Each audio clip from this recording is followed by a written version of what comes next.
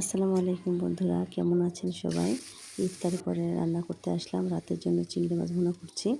তো এখানে মাথা সহ নিয়েছি। কালো কালো দেখে কেউ আবার বাজে কিছু ভাববেন না। এটা একেবারে অপরিষ্কার না, আমি সুন্দর করে কেটে ধুয়ে পরিষ্কার করে নিয়েছি।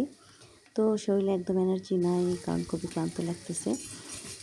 তো মাছটা এই জন্য দেখেন ঝিমায় ঝিমায় রান্না করতেছি, দেখে বুঝতে পারছেন। তো বেশি কথা আর বলবো না, আপনার ভিডিওটা দেখেন এবং লাইক করবেন, কমেন্ট করবেন, সাবস্ক্রাইব করে দেবেন। অবশ্যই যারা যারা ভিডিও দেখবেন সাবস্ক্রাইব করবেন, না করে দিলে কিন্তু কারো বিয়ে হবে না, পাত্রী পাবেন না কেউ কখনো বিয়ের জন্য।